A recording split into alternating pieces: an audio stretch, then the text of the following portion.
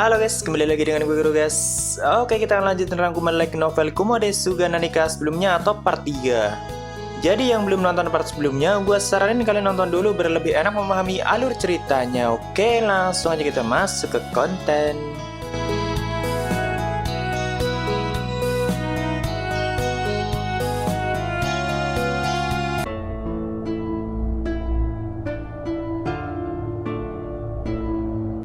Kita mulai dari sudut pandang kakek Ronan dan seperti apa situasi di dalam labirin saat itu.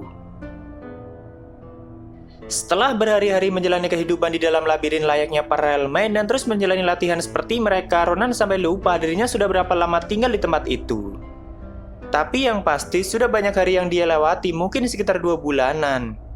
Stat dan semua kemampuan Ronan juga sudah mengalami peningkatan yang luar biasa dari pertama kali dirinya datang ke tempat itu. Bahkan penampilannya saat ini sudah telanjang bulat, sama sekali tidak memakai apapun.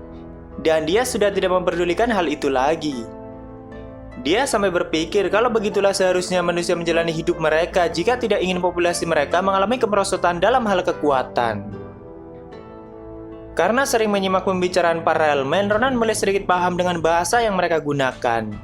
Saat itu Ronan mendengar pembicaraan mereka yang sedang mendiskusikan stok makanan di dalam labirin, yang lama-lama mulai habis karena jumlah laba-laba yang diciptakan oleh 9 para elemen terus bertambah dan pastinya juga semakin membutuhkan sumber makanan yang sangat banyak. Jadi waktu itu jumlah monster yang ada di stratum atas dan tengah sudah sangat sedikit, kalaupun ada mereka harus berjalan setidaknya 2 hari baru menemui monster lagi atau para monster lahar yang tentunya tidak mudah untuk mendapatkannya. Jadi di sini Ronan melihat kalau 9 para elemen mulai menyiapkan teleportasi skala besar untuk memindahkan semua pasukannya.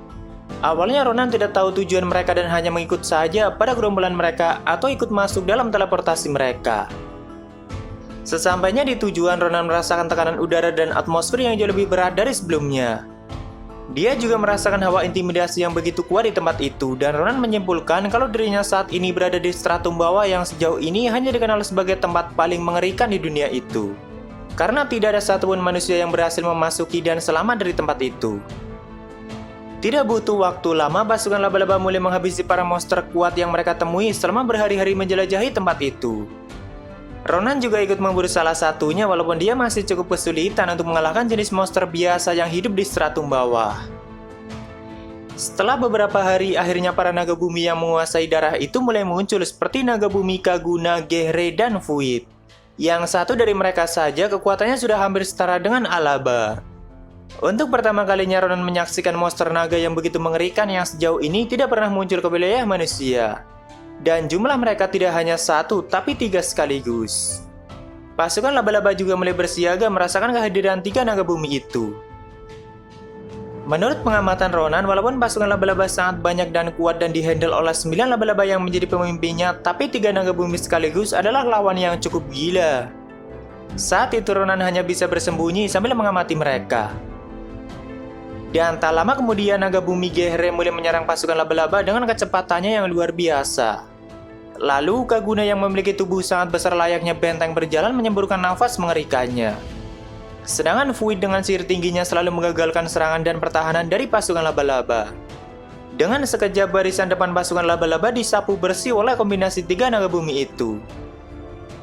Pertarungan dahsyat itu berlangsung cukup lama dan pasukan laba-laba mulai berkurang sangat banyak. Tapi 9 para elemen masih belum mengeluarkan serangan mereka dengan maksimal.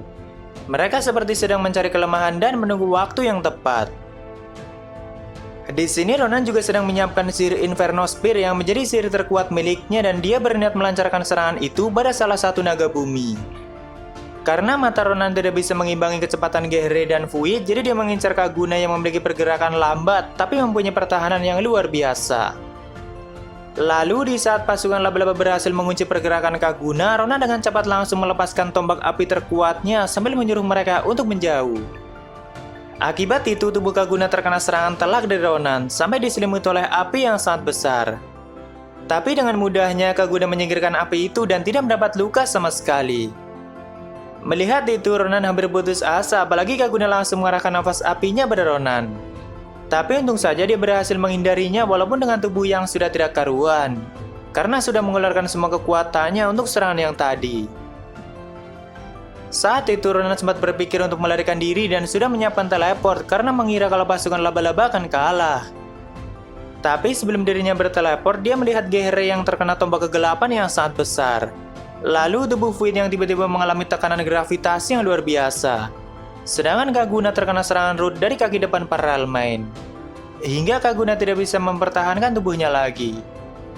Setelah itu, para elemen dan pasukannya langsung melancarkan semua serangan mereka pada 3 naga bumi yang sudah tidak berdaya. Untuk pertama kalinya Ronan menyaksikan pertarungan monster yang begitu mengerikan yang bahkan serangan terkuatnya saja tidak bisa menguras mereka. Lalu setelah Kaguna, Gehere, dan Void akhirnya mati, Ronan mendapat banyak XP dan kemampuan baru, bahkan dia mendapat gelar pembunuh naga. Karena dirinya dihitung setelah tadi melancarkan serangan yang sebenarnya nggak terlalu berguna juga sih. Nikaka emang beruntung banget, tapi dia juga sudah berusaha sekuat tenaga agar bisa membantu para Realmine. Dan memang kemampuannya cuma sebatas itu, soalnya lawannya juga berada di tingkatan yang jauh di atas Ronan. Lalu di balik pemikiran Ronan yang terus panik dari tadi, ternyata 9 para Realmine cukup tenang di pertarungan itu. Tentu saja mereka sudah siap dan menyiapkan strategi yang matang, kalau nggak seperti itu bukan pikiran Shiro namanya.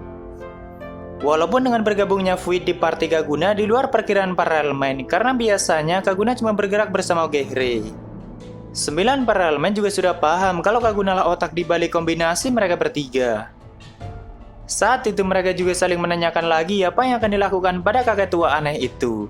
Dan lagi-lagi sebagian para Realmine pura-pura tidak melihat dan mengabaikannya lagi. Dulu Ronan yang cuma menutupi tubuhnya dengan sehelai kain aja tidak dilirik, apalagi saat itu dia sudah telanjang bulat. Apakah nantinya jika para Realmine sudah bergabung lagi dengan Shiro, semua kejadian ini akan masuk ke ingatan Shiro? Tentu saja iya guys. Pastinya Shiro akan mengingat kakek tua aneh yang telanjang. Selanjutnya kita lihat dari sudut pandang Aurel atau asisten Ronan yang dulu ditinggalkan begitu saja di kota Karen. Saat itu, Aurel sedang mengeluh karena ditinggalkan begitu saja di wilayah bekas peperangan, tapi untung saja Tifa yang baik menyuruh Aurel untuk membantu pekerjaannya. Apalagi Tifa juga sedang kerepotan mengurusi semua pekerjaannya.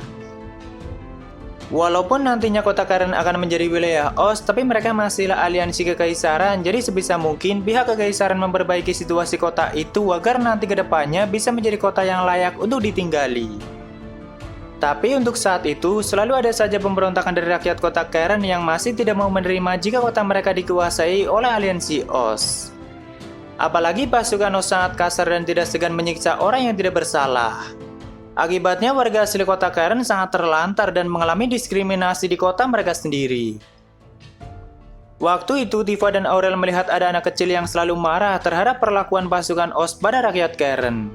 Dia sangat miris melihat situasi yang terjadi saat itu. Dan seringkali melerai permusuhan mereka, tapi akibatnya anak kecil itu malah mendapat perlakuan kasar dari warga kota Karen. Karena mereka tahu kalau anak kecil itu juga bagian dari aliansi OS yang juga ikut berperang menaklukkan pasukan Sarella. Anak kecil itu adalah pahlawan Julius muda guys. Jadi waktu itu Tifa dan Aurel kebetulan menyaksikan Julius yang sudah babak belur, tapi dia tetap membela warga Karen dan tidak membenarkan tindakan pasukan OS pada mereka. Di sini Julius muda pun bertanya pada Tifa, apakah pihak Sarella benar-benar pihak yang salah dan kejam? Karena setelah Julius menyaksikan dengan matanya sendiri, ternyata aliansi yang dibelanya malah jauh lebih kejam dari mereka. Akhirnya di sini Julius terus-terusan menyalahkan dirinya sendiri dan tidak membenarkan tindakannya yang sudah membantu aliansi OS di peperangan. Tapi Tifa mengatakan kalau Julius cuma diharuskan merasakan perang yang sebenarnya karena dia adalah pahlawan dan tidak mengetahui fakta yang terjadi.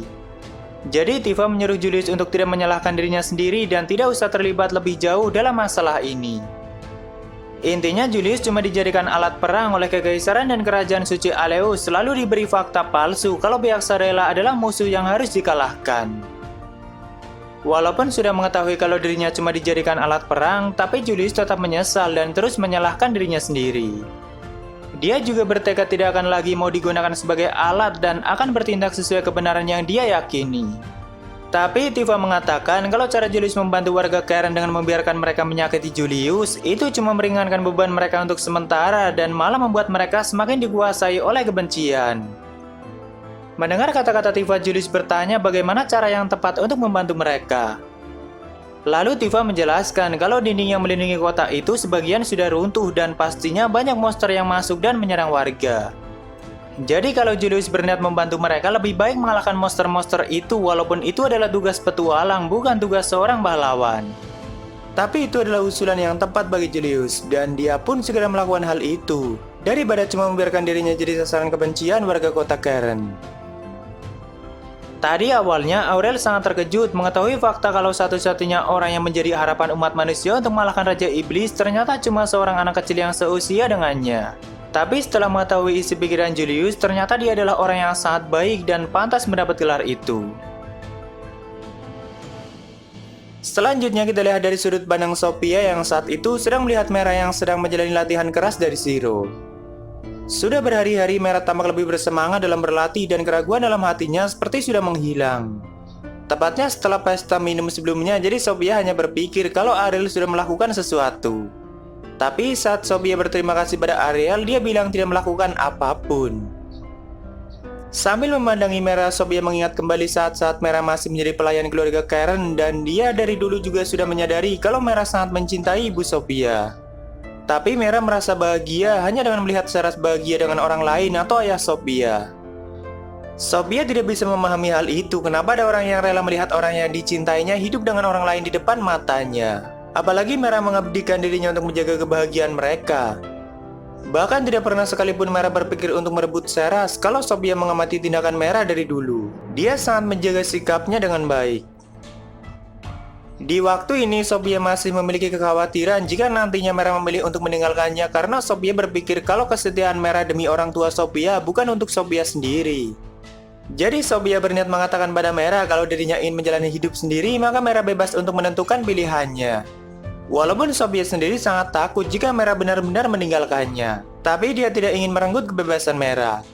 Walaupun faktanya Mera sudah bertekad akan melindungi Sophia sampai kapanpun. Tapi kan Sophia belum memahami hal itu. Setelah Mera selesai latihan, akhirnya Ariel, Sophia, dan Mera pergi ke ibu kota karena mereka sudah dekat. Sesampainya di kota, Ariel mengajak mereka untuk makan dan mencari restoran yang bagus. Karena Mera sudah sangat paham dengan ibu kota, jadi Mera menyarankan restoran tempat biasa tuanya makan. Tempat itu ada di sekitaran gang kecil yang cukup sepi, tapi ruangan di dalamnya sangat nyaman dan mereka langsung memesan makanan di tempat itu. Tak lama kemudian ada pria tua yang juga masuk ke restoran itu, tapi Ariel langsung menyapa pria tua itu dan seperti sudah mengenalnya.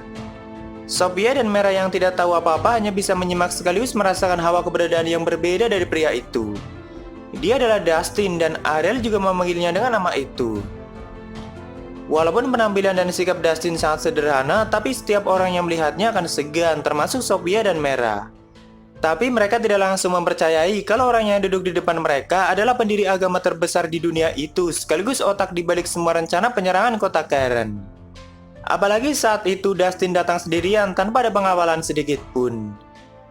Di sini Dustin bilang apakah aneh menemui Ariel sendirian tanpa membawa satupun pasukan. Karena bagi Dustin itu tidak ada gunanya kalau berurusan dengan Ariel. Semua pasukannya tidak akan cukup untuk menahan kekuatan Ariel, jadi lebih baik Dustin yang mati sendiri jika ada apa-apa nantinya. Oh iya, Dustin juga ikut memesan makanan saat itu, guys. Di sini tanpa basa-basi, Ariel langsung menanyakan tujuan Dustin menemuinya. Dustin bilang dia punya 3 poin yang harus dibahas. Pertama, Dustin ingin Ariel menghentikan keterlibatannya dengan agama firman Tuhan. Kedua, Dustin meminta Ariel untuk memberikan informasi apapun mengenai Pothimas. Dan ketiga, Dustin menyinggung tatapan Mera dan Sophia yang tidak biasa sekaligus ingin tahu kenapa Pothimas begitu mengincar Sophia. Mendengar itu, Sophia memperhatikan wajah Mera yang juga menunjukkan amarah yang begitu besar pada Dustin. Jadi di sini Dustin menjelaskan kalau penyerangannya tidak akan berhenti di kota Karen saja, tapi akan memperluas wilayahnya sampai ke wilayah Sarela yang lain. Dan jika nantinya Ariel terlibat, Dustin bilang akan sangat kerepotan. Dustin juga menambahkan permintaan lain, yaitu meminta Ariel untuk menyerahkan Nightmare seutuhnya karena dia adalah penyebab utama tragedi Zatona. Tapi itu sebenarnya cuma trik atau akal-akalan Dustin yang ingin mengetahui apakah Nightmare di bawah kendali Ariel atau tidak. Tentu saja Ariel sudah sangat paham dengan trik murahan seperti itu, tapi Ariel juga tidak berniat menutupinya. Ariel menegaskan kalau Nightmare bukanlah bawahannya dan tidak memiliki kendali terhadapnya. Ariel juga bilang tidak berniat ikut campur dengan masalah Sariella, dia akan segera meninggalkan wilayah itu, selama tidak ada yang mengganggunya. Setelah itu, Dustin melanjutkan pembicaraan dan secara mengejutkan dia mengatakan siapa yang ada di tubuh bayi itu sebenarnya.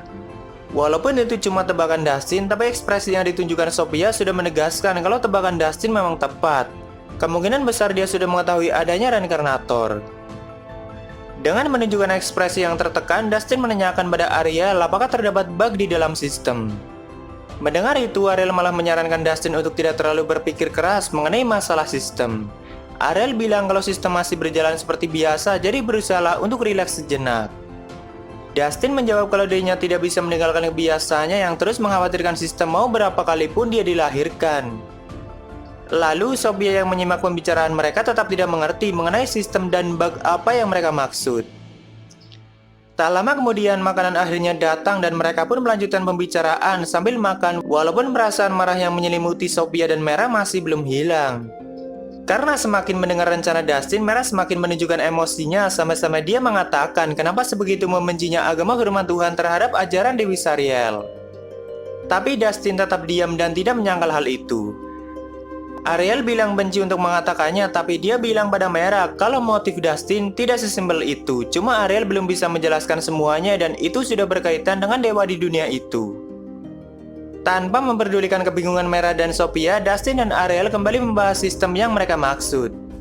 Intinya sistem dunia masih berjalan normal seperti biasanya, tapi di sisi lain energi MA mengalami penurunan yang lumayan drastis. Ariel dan Dustin sendiri belum bisa mengatasi hal itu. Lalu melanjutkan ke poin pertama, Ariel bilang kalau kedatangannya ke ibu kota cuma mengantar Sophia dan Mera dan mempersilahkan mereka untuk mengambil keputusan.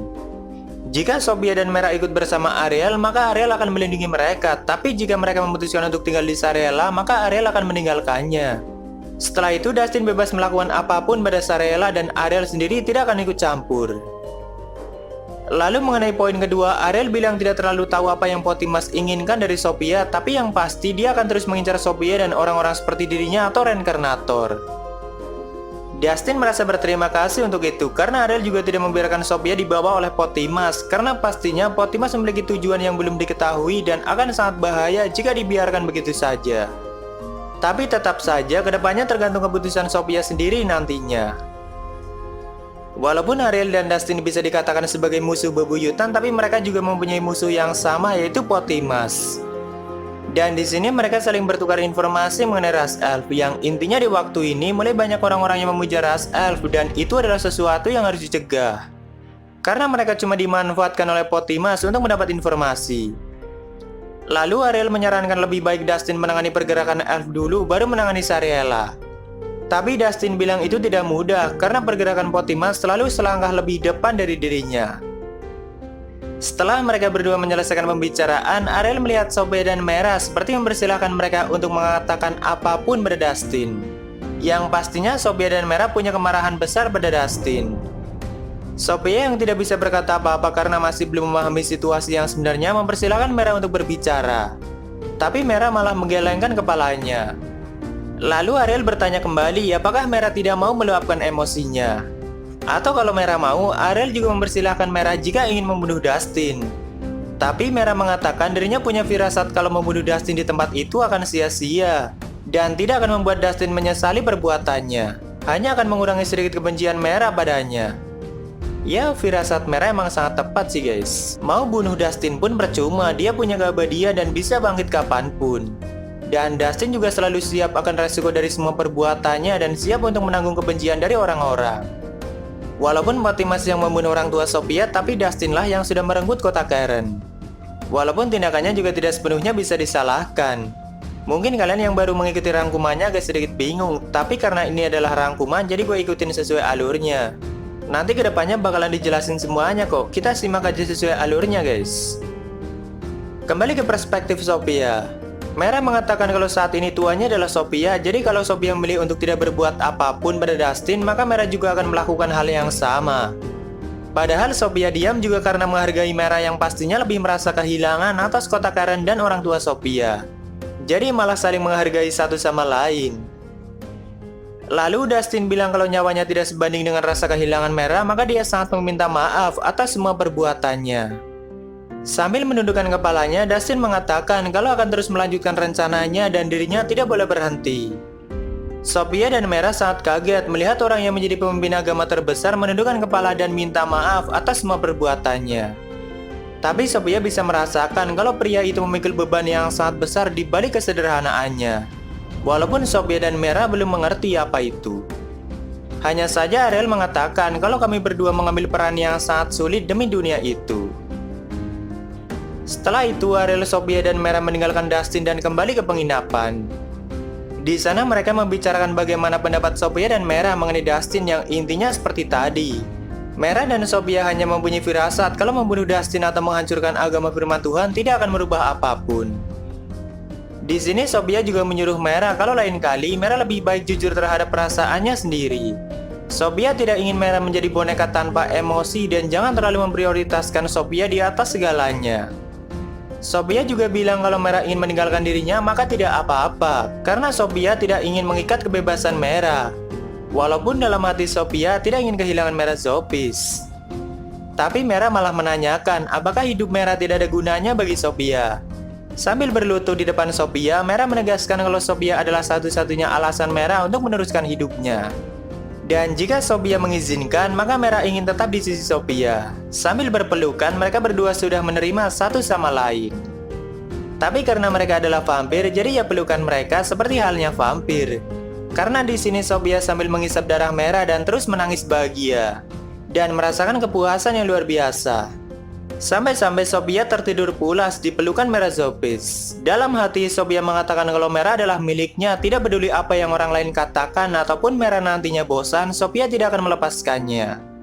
Dan mungkin Mera juga tidak keberatan dengan hal itu sih. Lalu di sisi lain, Ariel yang tidak ingin mengganggu Mera dan Sophia sengaja meninggalkan penginapan itu agar mereka berdua menyelesaikan masalahnya sendiri. Sambil berjalan menuju dekat restoran tadi, Ariel sedang memikirkan apa yang akan dilakukan pada Shiro ke depannya. Semakin Ariel mengenali Shiro, semakin memperjelas kalau menjadikannya musuh adalah opsi yang sangat buruk. Apalagi di waktu ini 4 boneka Taratak yang harusnya menjadi kekuatan tambahan Ariel malah menjadi sangat lengket pada Shiro. Jika nantinya Ariel bertarung dengan Shiro, Ariel tidak yakin kalau boneka Taratak akan mau membantu Ariel. Tapi membuat Shiro menjadi sekutu sepenuhnya juga tidak mudah, karena Ariel berpikir kalau Shiro pasti juga terus meningkatkan kekuatan dan mencari cara untuk mengalahkan Ariel. Tapi yang pasti untuk saat ini sebisa mungkin Ariel tidak akan membiarkan Shiro jauh dari sisinya. Karena Shiro punya teleportasi dan jika dia sampai kabur, Ariel tidak yakin bisa mendekatinya lagi. Dan jika Shiro dibiarkan begitu saja di dunia ini, pasti setiap pergerakan dia akan menimbulkan arus yang tidak bisa dibayangkan. Apalagi orang seperti Shiro tidak akan mau diam begitu saja jika mengetahui masalah dunia itu. Dan satu hal lagi, Ariel masih belum tahu rahasia di balik konsep keabadian yang dimiliki oleh Shiro. Singkat cerita, Ariel sampai di kedai dekat restoran tadi dan sudah ada Dustin di tempat itu. Walaupun mereka tidak janjian, tapi Dustin yakin kalau Ariel akan kembali, makanya Dustin menunggu di tempat itu. Ariel dan Dustin adalah teman sekaligus musuh yang sudah kenal sangat lama, tepatnya sebelum sistem dunia diciptakan. Mungkin hampir ribuan tahun. Tapi saat ini Ariel yang mengemban gelar Raja Iblis dan pastinya permusuhan mereka akan kembali berlanjut. Karena Dustin yang mengemban tanggung jawab sebagai pemimpin umat manusia. Di sini sedikit dijelaskan sosok dan tujuan Dustin, guys. Jadi tujuan Dustin adalah untuk melindungi umat manusia dalam artian luas. Dia sangat memikirkan keberlangsungan hidup umat manusia di dunia itu. Tapi kenapa Dustin berencana menghilangkan ajaran Dewi Sariel? Karena Dustin tidak ingin Dewi Sariel dibebani lagi oleh mereka. Dustin khawatir jika para manusia terus memohon pada Dewi Sariel, maka nantinya Sariel akan membebani dirinya lagi dan mengabulkan doa mereka. Mengorbankan dirinya saja untuk menjadi inti sistem itu sudah lebih dari cukup. Makanya Dustin menciptakan ajaran firman Tuhan agar manusia tidak bergantung pada dewi mereka. Simpelnya ajaran Dustin itu mengharuskan manusia untuk meningkatkan kekuatan mereka dan dengan begitu maka mereka bisa ikut menyumbang energinya untuk energi MA atau memulihkan sistem dunia. Karena ajaran Dustin sangat mengagungkan suara sistem dan menganggap itu suara dewa. Dan demi mendapat suara itu kan otomatis mereka harus meningkatkan skill dan kemampuan. Tidak cuma memohon dan bergantung pada dewi mereka. Ya, walaupun sebenarnya dua ajaran itu menyembah dewi yang sama, yaitu Sariel. Suara yang keluar dari sistem kan juga suara Sariel. Nah, demi menghilangkan ajaran Dewi Sariel, Dustin akan melakukan apapun dan siap mengorbankan banyak hal, termasuk kota Karen atau wilayah selanjutnya yang akan dia kuasai. Karena itu juga demi dunia mereka sendiri ke depannya. Lalu tiba-tiba Ariel ingin Dustin menjelaskan konsep keabadian yang dimiliki olehnya. Awalnya Dustin kaget karena tidak biasanya Ariel menanyakan hal itu, tapi dia tetap menjelaskannya. Dustin bilang kalau dirinya tidak benar-benar bisa dikatakan abadi karena dia harus terlahir kembali di tempat lain tapi dengan ingatan dan kemampuan yang sama. Cuma dia harus tetap mengikuti siklus kehidupan, yaitu terlahir kembali lalu menjadi tua. Dan itu adalah kemampuan Dustin yang didapatnya dari kesederhanaan atau salah satu dari 7 kebajikan surgawi. Sama halnya ketekunan yang dimiliki oleh Pothimas, selama Pothimas menempatkan jiwanya pada salah satu klonnya, maka tidak mungkin untuk membunuhnya. Tapi tubuh aslinya adalah sesuatu yang berbeda, karena jika tubuh asli Pothimas terbunuh, maka dia akan mati selamanya. Lalu setelah Ariel memikirkan kedua konsep keabadian itu dan menambahkan kemampuan Parallel Man yang dimiliki oleh Zero, Ariel akhirnya mengetahui konsep keabadian milik Zero. Bisa dikatakan keabadian milik Zero adalah gabungan dari milik Dustin dan Pothimas, tapi di level yang lebih tinggi. Ariel menduga kalau Zero sudah menyiapkan banyak tubuh cadangan di tempat lain dan siap memindahkan jiwanya jika tubuh utamanya lenyap. Tapi Ariel tidak habis pikir kenapa dirinya bisa sangat lama memikirkan konsep yang sesimpel itu. Tapi walaupun sudah mengetahui semuanya, Ariel tetap tidak punya cara untuk membunuh Zero. Sihir abis adalah sihir tertinggi yang bahkan bisa langsung melenyapkan keabadian, tapi sihir itu bisa diatasi oleh konsep keabadian yang dimiliki oleh Zero.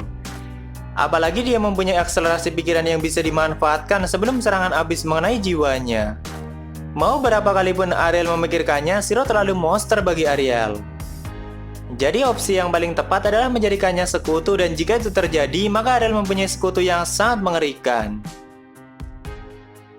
Membayangkan satu Zero aja udah mengerikan, dan Ariel jadi mengingat kalau Zero masih memiliki 9 salinan dirinya atau Parallel Mind.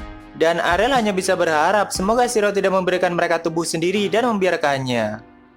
Tapi itu sudah terjadi.